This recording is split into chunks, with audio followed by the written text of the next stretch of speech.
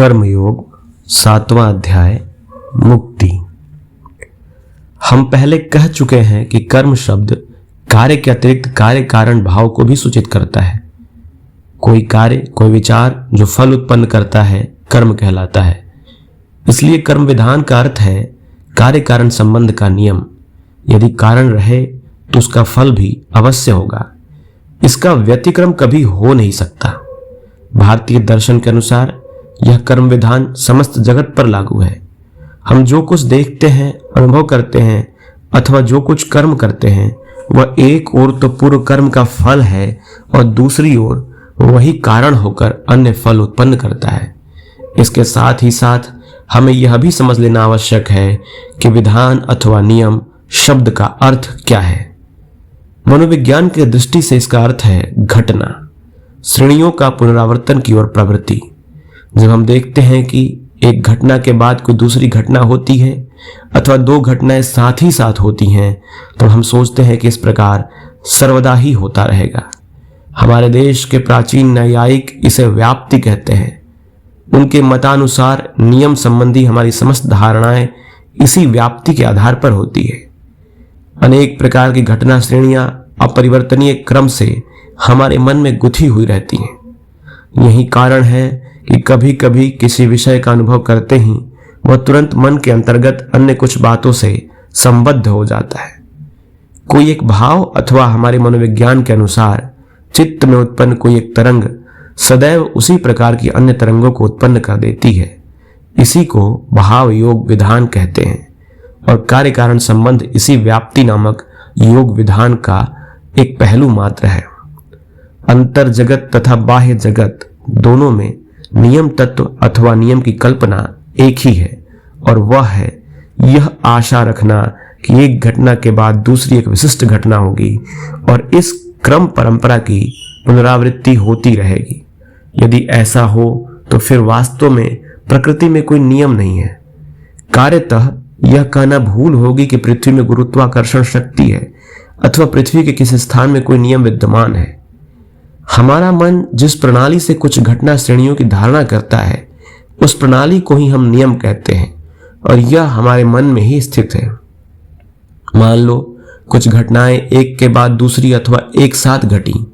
इससे हमारे मन में यह दृढ़ धारणा हो गई कि भविष्य में नियमित रूप से पुनः पुनः ऐसा ही होगा और इस प्रकार हमारा मन यह ग्रहण करने में समर्थ हो गया कि सारी घटना श्रेणी किस प्रकार घटित हो रही है। बस इसी को हम नियम कहते हैं। अब प्रश्न यह है कि नियम के सर्वव्यापी होने का क्या अर्थ है। हमारा जगत अनंत सत्ता का वह अंश है जो हमारे देश के मनोवैज्ञानिकों के शब्दों में देश काल निमित्त द्वारा सीमाबद्ध है। इससे यह निश्चित है कि नियम केवल इस सीमाबद्ध जगत में ही संभव है। इसके परे कोई नियम संभव नहीं। जब कभी हम जगत की चर्चा करते हैं तो उससे हमारा अभिप्राय होता है सत्ता का केवल वही अंश जो हमारे मन द्वारा सीमाबद्ध है। केवल यह इंद्रिय गोचर जगत ही जिसे हम देख, सुन और अनुभव कर सकते हैं, स्पर्श कर सकते हैं, जिसे विचार और कल्पना में ला सकते हैं, नियमों के अधीन है। पर इसके बाहर और कहीं नियम का प्रभाव नहीं, क्योंकि हमारे मन और इंद्रिय गोचर संसार से परे कार्य कारण भाव की पहुंच हो ही नहीं सकती। जो कुछ भी हमारे मन और इंद्रियों के अतीत है वह कार्य कारण के नियम द्वारा बद्ध नहीं है, क्योंकि इंद्रियातीत पदार्थ में मन का संबंध या योग हो ही नहीं सकता। इस प्रकार के भाव संबंध या भाव योग बिना कार्य कारण संबंध हो नहीं सकता। जब यह अस्तित्व या सत्ता नाम रूप के बंधनों में जगड़ जाती है तभी यह कार्य कारण नियम के सामने सिर झुकाती है और तब यह नियम के अधीन कही जाती है, क्योंकि सभी नियमों का मूल है यही कार्य कारण संबंध। अतएव इससे यह स्पष्ट है कि स्वाधीन इच्छा नाम की कोई चीज नहीं हो सकती। स्वाधीन इच्छा यह शब्द प्रयोग ही स्वविरोधी है, क्योंकि इच्छा क्या है हम जानते हैं और जो कुछ हम जानते हैं सब इस जगत के ही अंतर जगत है तथा जो कुछ हमारे इस जगत के अंतर जगत है वह सभी देश काल निमित्त के सांचे में ढला हुआ है। अतएव जो कुछ हम जानते हैं या संभवतः जान सकते हैं वह सभी कुछ कार्य कारण नियम के अधीन है और जो कुछ कार्य कारण नियमाधीन होता है वह क्या कभी स्वाधीन हो सकता है। उसके ऊपर अन्य वस्तुएं अपना कार्य करती हैं और वह स्वयं भी एक समय कारण बन जाता है। बस इसी प्रकार सब चल रहा है। परंतु जो इच्छा के रूप में परिणत हो जाता है, जो पहले इच्छा के रूप में नहीं था परंतु बाद में देश काल निमित्त के सांचे में पड़ने से मानवीय इच्छा हो गया, वह अवश्य स्वाधीन है। और इस देश काल निमित्त के सांचे से जब वह इच्छा मुक्त हो जाएगी तो पुनः स्वतंत्र हो जाएगा। स्वाधीनता या मुक्ता अवस्था से वह आता है, आकर इस बंधन रूपी सांचे में पड़ जाता है और फिर उससे निकलकर पुनः स्वाधीनता को प्राप्त हो जाता है। प्रश्न पूछा गया था कि यह जगत कहां से आया है, किसमें अवस्थित है और फिर किसमें इसका लय हो जाता है। इसका उत्तर दिया गया कि मुक्तावस्था से इसकी उत्पत्ति होती है, बंधन में इसकी अवस्थिति है और मुक्ति में ही इसका लय होता है। अतएव जब हम यह कहते हैं कि मनुष्य उसी अनंत सत्ता का प्रकाश मात्र है, तो उससे हमारा तात्पर्य यही होता है कि वह उस अनंत सत्ता का एक अत्यंत क्षुद्र अंश मात्र है। यह शरीर तथा यह मन जो हमें दिखाई देता है, समग्र प्रकृति मनुष्य का एक अंश मात्र है, उसी अनंत पुरुष का केवल एक क्षुद्र अंश है। यह सारा ब्रह्मांड उसी अनंत पुरुष का एक अंश है और हमारे समस्त विधान, हमारे सारे बंधन, हमारा आनंद, विषाद, सुख, हमारी आशा, आकांक्षा सभी केवल इस क्षुद्र जगत के अंतर जगत है। हमारी उन्नति या अवनति सभी इस क्षुद्र जगत के अंतर जगत है। अतएव आपने देखा, इस जगत के, इस मन कल्पित जगत के चिरकाल तक रहने की आशा करना और स्वर्ग जाने की अभिलाषा करना कैसी ना समझी है। स्वर्ग और है क्या, हमारे इस जगत की पुनरावृत्ति ही तो है। आप यह स्पष्ट देख सकते हैं कि इस अखिल अनंत सत्ता को अपने इस शांत जगत के समान कर लेने की इच्छा करना कैसी नासमझी की बात है, कैसा असंभव व्यापार है। अतएव यदि कोई मनुष्य यह कहे कि जिस भाव में वह अभी है उसी में चिरकाल तक रहेगा, जो कुछ अभी उसके पास है उसे ही लेकर सदा के लिए विद्यमान रहेगा, अथवा जैसा कि मैं कभी कभी कहा करता हूं, यदि वह आराम पूर्ण धर्म की इच्छा करे तो तुम यह निश्चय जान लो कि वह इतना गिर चुका है कि वह अपनी वर्तमान अवस्था से अधिक उच्च और कुछ सोच ही नहीं सकता। अपनी क्षुद्र वर्तमान परिस्थिति के अतिरिक्त अन्य किसी परिस्थिति की धारणा तक नहीं कर सकता। वह अपने अनंत स्वरूप को भूल चुका है और उसकी सारी भावनाएं क्षुद्र सुख, दुख और ईर्ष्या आदि में ही आबद्ध है। इस शांत जगत को ही वह अनंत मान लेता है।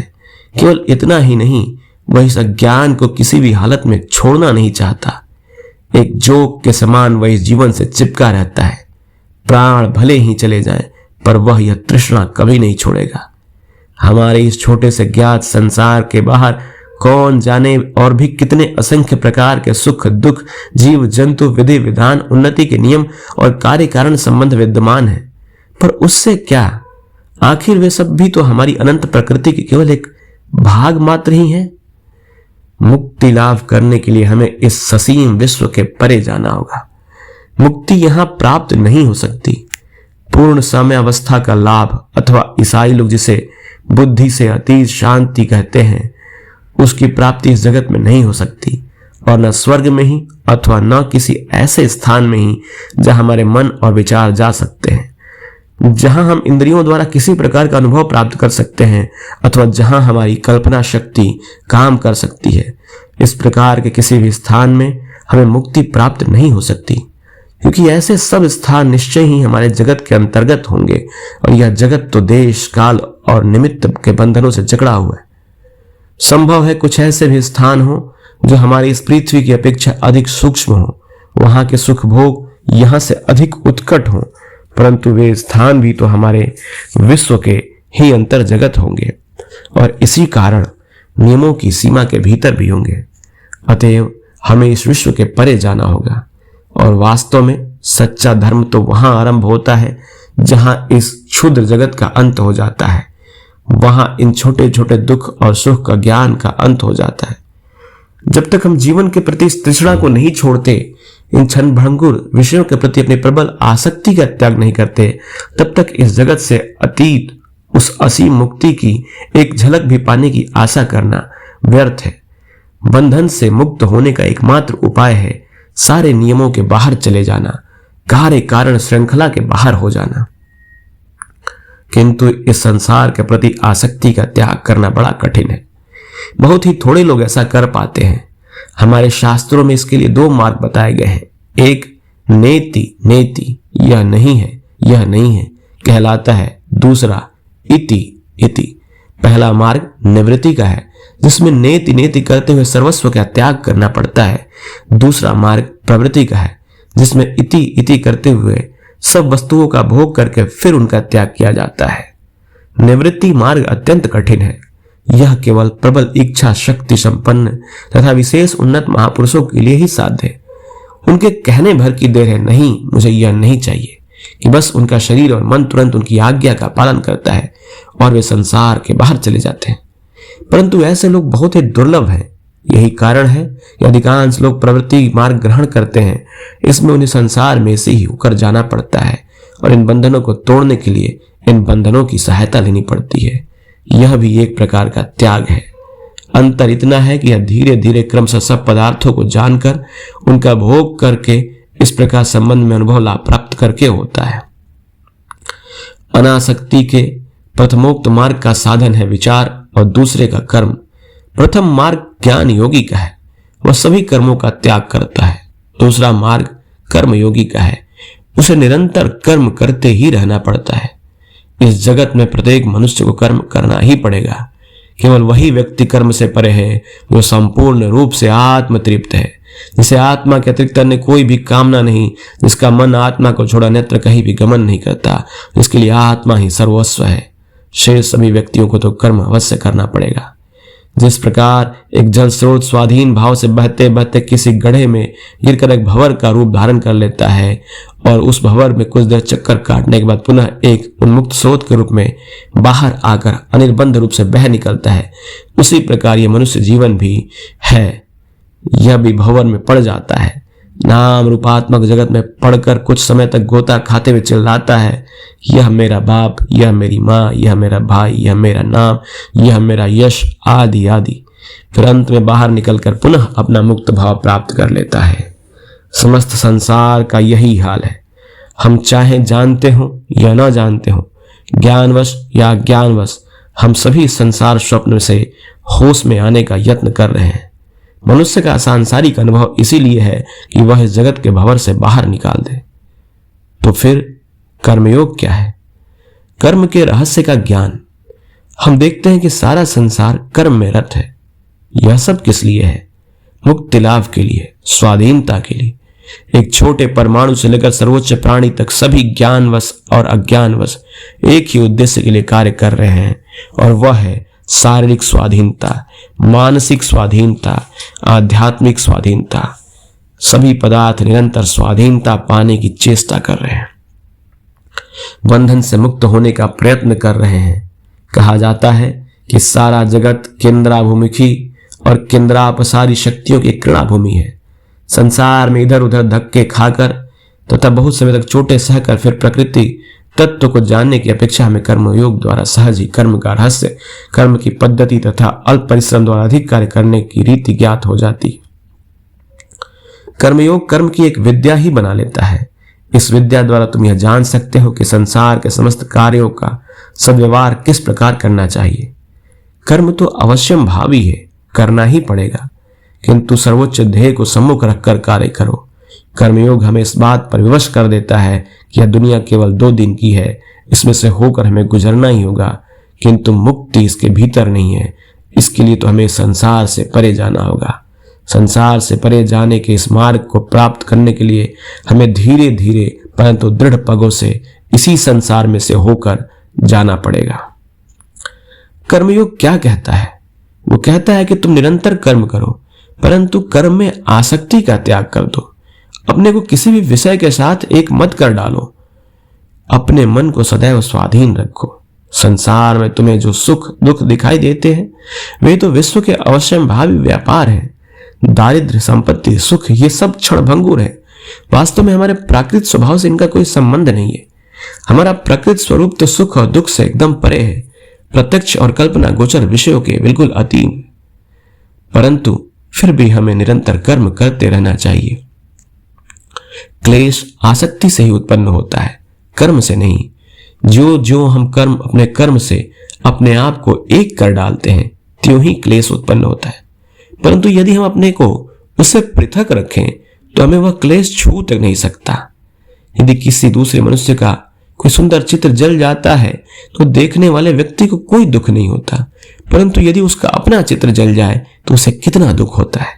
ऐसा क्यों? दोनों ही चित्र सुंदर थे और संभव है दोनों एक ही मूल चित्र की नकल रहे हों, परंतु एक दशा में उस व्यक्ति को बिल्कुल क्लेश नहीं हुआ पर दूसरी में बहुत हुआ। इसका कारण यह है कि पहली दशा में वह अपने को चित्र से पृथक रखता है, परंतु दूसरी दशा में अपने को उससे एक रूप कर देता है। यह मैं और मेरा ही समस्त क्लेश की जड़ है। अधिकार की भावना के साथ ही स्वार्थ आ जाता है और स्वार्थपरता से ही क्लेश उत्पन्न होता है। प्रत्येक स्वार्थ पर कार्य और विचार हमें किसी न किसी वस्तु से आसक्त कर देता है और हम तुरंत ही उस वस्तु के दास बन जाते हैं। चित्त का प्रत्येक स्पंदन जिसमें मैं और मेरे की भावना रहती है और हमें उसी क्षण जंजीरों से जकड़कर गुलाम बना देता है। हम जितना ही मैं और मेरा कहते हैं, दासत्व का भाव हमें उतना ही बढ़ता जाता है और हमारे क्लेश भी उतने ही अधिक बढ़ जाते हैं। अतएव कर्म हमें शिक्षा देता है, कर्मयोग हमें शिक्षा देता है कि हम संसार के समस्त चित्रों के सौंदर्य का आनंद उठाएं, परंतु उसमें से किसी भी एक के साथ एक रूप न हो जाएं। कभी यह ना कहो कि यह मेरा है। जब कभी हम यह कहेंगे कि अमुक वस्तु मेरी है तो उसी क्षण क्लेश हमें आ घेरेगा। अपने मन में भी कभी न कहो कि यह मेरा बच्चा है। बच्चे को लेकर प्यार करो, परंतु यह न कहो कि यह मेरा है। मेरा कहने से ही क्लेश उत्पन्न होगा। मेरा घर, मेरा शरीर आदि ना कहो। कठिनाई तो यहीं पर है। शरीर न तो तुम्हारा है, न मेरा और न अन्य किसी का। ये शरीर तो प्रकृति के नियमों के अनुसार आते जाते रहते हैं, परंतु हम बिल्कुल मुक्त हैं, केवल साक्षी मात्र हैं। जिस प्रकार एक चित्र या एक दीवार स्वाधीन नहीं है, उसी प्रकार यह शरीर भी स्वाधीन नहीं है। फिर हम इस शरीर में ऐसे आसक्त क्यों हैं? आसक्ति की यह स्वार्थी भावना न उठने दो कि मैं इस पर अपना अधिकार जमा लूं। ज्यों ही यह भावना उत्पन्न होगी, त्यों ही क्लेश आरंभ हो जाएगा। अतएव कर्मयोग हमें शिक्षा देता है कि सबसे पहले तुम स्वार्थपरता के अंकुर के बढ़ने की इस प्रवृत्ति को नष्ट कर दो, और जब तुम में इसके दमन की क्षमता आ जाए तो मन को बस वही रोक लो। स्वार्थपरता की इन लहरों से उसे बहने मत दो। फिर तुम संसार में चले जाओ और यथाशक्ति कर्म करो। फिर तुम सबसे मिल सकते हो, जहां चाहो जा सकते हो। तुम्हें कुछ भी स्पर्श ना कर सकेगा। पानी में रहते हुए जिस प्रकार पद्म पत्र को पानी स्पर्श नहीं कर सकता, ना उसे भिगा सकता है, उसी प्रकार तुम भी संसार निर्लिप्त भाव से रह सकोगे। इसी को वैराग्य कहते हैं। इसी को कर्मयोग की नींव अनासक्ति कहते हैं। मैंने तुम्हें बताया ही है कि अनासक्ति के बिना किसी प्रकार की योग साधना नहीं हो सकती। अनासक्ति ही समस्त योग साधना की नींव है। हो सकता है कि जिस मनुष्य ने अपना घर छोड़ दिया, अच्छे वस्त्र पहनना छोड़ दिया, अच्छा भोजन करना छोड़ दिया और मरुस्थल में जाकर रहना शुरू कर दिया, वह भी एक घोर विषयासक्त व्यक्ति हो। मैं और मेरे की जंजीर तो मन में हमेशा बनी ही रहती है। आसक्ति का संपूर्ण त्याग करने के दो उपाय हैं। प्रथम उपाय उन लोगों के लिए है जो न तो ईश्वर में विश्वास करते हैं, न किसी बाहरी सहायता में। वे अपने कौशल एवं उपायों का अवलंबन करें। उन्हें अपनी इच्छा शक्ति, मन शक्ति एवं विचार का अवलंबन करके कार्य करना होगा। उन्हें दृढ़ता पूर्वक कहना होगा कि मैं अनासक्त होऊंगा और मैं अनासक्त होकर दिखाऊंगा। जो ईश्वर पर विश्वास करते हैं उनके लिए एक दूसरा मार्ग है जो इसकी अपेक्षा बहुत सरल है। वे समस्त कर्म फलों को ईश्वर को अर्पित करके कर्म करते जाते हैं, इसलिए समस्त कर्म फल में वो कभी आसक्त नहीं होते। वे जो कुछ देखते हैं, अनुभव करते हैं, सुनते हैं अथवा करते हैं, वह सब भगवान के लिए ही होता है। हम जो कुछ भी सत् कार्य करें उसमें हमें किसी प्रकार की प्रशंसा अथवा लाभ की आशा नहीं करनी चाहिए। वह तो सब प्रभु का ही है। सारे फल उन्हीं के श्री चरणों में अर्पित कर दो। हमें तो एक किनारे खड़े हो यह सोचना चाहिए कि हम तो केवल प्रभु के, अपने स्वामी के आज्ञाकारी भृत्य हैं और हमारी प्रत्येक कर्म प्रवृत्ति प्रत्येक क्षण उन्हीं के पास से आ रही है। तुम जो कुछ पूजा करो, ध्यान करो अथवा कर्म करो, सब उन्हीं को अर्पण कर दो और स्वयं निश्चिंत हो जाओ। हम शांति से रहें, पूर्ण शांति से रहें। और अपना संपूर्ण शरीर, मन, यहां तक कि अपना सर्वस्व श्री भगवान के चिर स्वरूप, बलि स्वरूप दे दो। अग्नि में घी की आहुतियां देने की अपेक्षा दिन रात केवल यही एक महान आहुति, अपने क्षुद्र अहम की आहुति देते रहो। संसार में धन की खोज में लगे हुए, हे प्रभु, मैंने केवल तुम्ही को एकमात्र धन पाया। मैं तुम्हारे श्री चरणों में आत्मसमर्पण करता हूं। संसार में किसी प्रेमास्पद की खोज करते हे नाथ, केवल तुम्ही को मैंने एकमात्र प्रेमास्पद पाया। मैं तुम्हारे श्री चरणों में आत्मसमर्पण करता हूं। हमें चाहिए कि हम दिन रात यही दोहराते रहें और कहें, हे प्रभु, मुझे कुछ नहीं चाहिए। कोई वस्तु चाहे अच्छी हो चाहे बुरी, मुझे उसमें तनिक भी प्रयोजन नहीं है। मैं सब कुछ तुम्ही को समर्पण करता हूं। कर्मयोग हमें इस बात की शिक्षा देता है कि कर्तव्य की जो भावना है वो एक निम्न श्रेणी की चीज है। कर्तव्य बुद्धि से कोई कार्य केवल निम्न भूमि में ही किया जाता है। फिर भी हम में से प्रत्येक को अपने कर्तव्य के कर्म करने ही होंगे, परंतु हम देखते हैं कि कर्तव्य की यह भावना ही अनेक बार हमें हमारे दुख का एकमात्र कारण होती है। कर्तव्य हमारे लिए एक प्रकार का रोग सा हो जाता है और हमें सदा उसी दिशा में खींचता रहता है। यह हमें पक्का जकड़ लेता है और हमारे पूरे जीवन को दुखपूर्ण कर देता है। यह तो मनुष्य जीवन के लिए महाविभीषिका स्वरूप है। यह कर्तव्य बुद्धि ग्रीष्म काल के मध्याह्न सूर्य की नाई है जो मनुष्य की अंतरात्मा को दग्ध कर देती है। जरा कर्तव्य के उन बेचारे गुलामों की ओर देखो। उनका कर्तव्य तो उन्हें इतनी भी छुट्टी नहीं देता कि वे पूजा पाठ अथवा स्नान ध्यान कर सके। कर्तव्य उन्हें प्रत्येक क्षण घेरे रहता है। वे बाहर जाते हैं और काम करते हैं। कर्तव्य सदा उनके सिर पर सवार रहता है। वे घर आते हैं और फिर अगले दिन का काम सोचने लगते हैं। कर्तव्य उन पर सवार हो रहता है। यह तो एक गुलाम की जिंदगी हुई। फिर एक दिन ऐसा आ जाता है कि वे कसे कसाए घोड़े की तरह सड़क पर ही गिरकर मर जाते हैं। कर्तव्य की यह सर्वसाधारण कल्पना है, परंतु अनासक्त होकर एक स्वतंत्र व्यक्ति की तरह कार्य करना अथवा समस्त कर्म भगवान को समर्पण कर देना ही असल में हमारा एकमात्र कर्तव्य है। हमारे समस्त कर्तव्य तो उन्हीं के हैं। कितने सौभाग्य की बात है कि हम संसार में भेजे गए हैं। हम अपने निर्दिष्ट कार्य करते जा रहे हैं। कौन जाने हम उन्हें अच्छे कर रहे हैं या बुरे। उन्हें उत्तम रूप से करने पर भी हम फल की आकांक्षा न करेंगे और बुरी तरह से करने पर भी हम चिंतित न होंगे। निश्चिंत होकर स्वाधीन भाव से शांति के साथ कर्म करते जाओ। पर हाँ, इस प्रकार की अवस्था प्राप्त कर लेना जरा टेढ़ी ही खीर है। दासत्व को कर्तव्य कह देना अथवा चर्म के प्रति चर्म की घृणित आसक्ति को कर्तव्य कह देना कितना सरल है। मनुष्य संसार में धन अथवा अन्य किसी प्रिय वस्तु की प्राप्ति के लिए एड़ी चोटी का पसीना एक करता है। यदि उससे पूछो कि ऐसा क्यों कर रहे, तो झट से उत्तर देता है, यह मेरा कर्तव्य है। पर असल में यह तो धन के लिए अस्वाभाविक तृष्णा मात्र है और इस तृष्णा के ऊपर कुछ फूल चढ़ाकर वे उसे ढके रखने की चेष्टा करते हैं। तब जिसे सब लोग कर्तव्य कहा करते हैं वह फिर क्या है? वह केवल आसक्ति, शरीर की गुलामी है। जब कोई आसक्ति दृढ़मूल हो जाती है तो उसे ही हम कर्तव्य कहने लगते हैं। उदाहरणार्थ, जहां विवाह की प्रथा नहीं है उन सब देशों में पति पत्नी में आपस में कोई कर्तव्य नहीं होता। क्रमशः समाज में जब विवाह प्रथा आ जाती है तो पति पत्नी एक साथ रहने लगते हैं। उनका एक साथ रहना शारीरिक आसक्ति के कारण ही होता है और कई पीढ़ियों के बाद जब उनका यह एकत्र वास एक प्रथा सी हो जाती है तो फिर यही कर्तव्य के रूप में परिणत हो जाता है। यह तो एक प्रकार की चिरस्थायी व्याधि सी है। यदि एक आध बार यह प्रबल रूप में प्रतीत होता है तो इसे हम व्याधि कह देते हैं। यदि हम सामान्य भाव में चिरस्थायी हो जाती है तो इसे हम प्रकृति या स्वभाव कहने लगते हैं।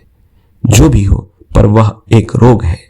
आसक्ति चिरस्थायी होकर जब हमारा स्वभाव बन जाती है तो उसे हम कर्तव्य के बड़े नाम से ढक देते हैं। फिर हम उसके ऊपर कुछ फूल चढ़ाते हैं, उसके सामने बाजे बजाते हैं, मंत्रोच्चारण करते हैं। तब यह समस्त संसार उसी कर्तव्य के लिए आपस में लड़ने भिड़ने लगता है और एक दूसरे का धन अपहरण करता है। कर्तव्य वहीं तक अच्छा है जहां तक कि यह पशुत्व भाव को रोकने में सहायता प्रदान करता है। उन निम्नतम श्रेणी के मनुष्यों के लिए जो और किसी उच्चतर आदर्श की धारणा ही नहीं कर सकते, शायद कर्तव्य की यह भावना किसी हद तक अच्छी हो, परंतु जो कर्मयोगी बनना चाहते हैं उन्हें तो कर्तव्य के इस भाव को एकदम त्याग देना चाहिए। असल में हमारी या तुम्हारे लिए कोई कर्तव्य है ही नहीं। जो कुछ तुम संसार को देना चाहते हो अवश्य दो, परंतु कर्तव्य के नाम पर नहीं। उसके लिए कुछ चिंता तक मत करो, बाध्य होकर भी कुछ मत करो। सब कुछ ईश्वर को ही अर्पण कर दो। इस संसार की भयानक भट्ठी में किसमें जिसमें कर्तव्य रूप अग्नि सभी को झुलसाती रहती है, तुम उस ईश्वरार्पण भाव रूपी अमृत चषक का पान करो और प्रसन्न रहो। हम सब तो केवल उन प्रभु की इच्छा का पालन कर रहे हैं। यदि तुम पुरस्कार के इच्छुक हो तो तुम्हें साथ ही दंड भी स्वीकार करना पड़ेगा। दंड से छुटकारा पाने का केवल यही उपाय है कि तुम पुरस्कार का भी त्याग कर दो। क्लेश से मुक्त होने का एकमात्र उपाय यही है कि तुम सुख की भावना का भी त्याग कर दो, क्योंकि ये दोनों चीजें एक ही में गुथी हैं। यदि एक ओर सुख है तो दूसरी ओर क्लेश, एक ओर जीवन है तो दूसरी ओर मृत्यु। मृत्यु से छुटकारे पाने का एकमात्र उपाय यही है कि जीवन के प्रति आसक्ति का त्याग कर दो। जीवन और मृत्यु दोनों एक ही वस्तु है, एक ही वस्तु के दो विभिन्न पहलू मात्र हैं। जो कुछ तुम करो उसके लिए किसी प्रकार की प्रशंसा अथवा पुरस्कार की आशा मत रखो। जो ही हम कोई सत्कार्य करते हैं तो ही हम उसके लिए प्रशंसा की आशा करने लगते हैं। जो ही हम किसी सत्कार्य में चंदा देते हैं तो ही हम चाहते हैं हमारा नाम अखबारों में खूब चमक उठे। संसार से कई सर्वश्रेष्ठ महापुरुष उठ गए, पर संसार ने उन्हें जाना तक नहीं। देखा जाए तो भगवान बुद्ध तथा ईसा मसीह भी उन्हीं महापुरुषों की तुलना में द्वितीय श्रेणी के हैं, परंतु संसार उन महापुरुषों के बारे में कुछ जानता तक नहीं। प्रत्येक देश में ऐसे सैकड़ों महापुरुष हुए हैं, परंतु सदैव वे अपना कार्य चुपचाप ही करते रहे। चुपचाप वे अपना जीवन व्यतीत करते हैं और चुपचाप इसी संसार से चले जाते हैं। समय पर उनकी चिंतन राशि बुद्धों और ईसा मसीहों में व्यक्त भाव धारण करती है, और संसार केवल जान पाता ही नहीं बुद्धों और ईसा मसीहों को। सर्वश्रेष्ठ महापुरुष गण अपने ज्ञान से किसी प्रकार की यश प्राप्ति की कामना नहीं रखते। ऐसे महापुरुष तो केवल संसार के हित के लिए अपने भाव छोड़ जाते हैं। वे अपने लिए किसी बात का दावा नहीं करते, न अपने दाम पर कोई संप्रदाय अथवा धर्म प्रणाली स्थापित करते हैं। उनका स्वभाव ही इन बातों का विरोधी होता है। ये महापुरुष शुद्ध सात्विक होते हैं, केवल प्रेम से द्रवीभूत होकर रहते हैं। मैंने एक ऐसा योगी देखा है, वे भारतवर्ष में एक गुफा में रहते हैं। मैंने जितने भी अद्भुत महापुरुष देखे उनमें से वे एक हैं।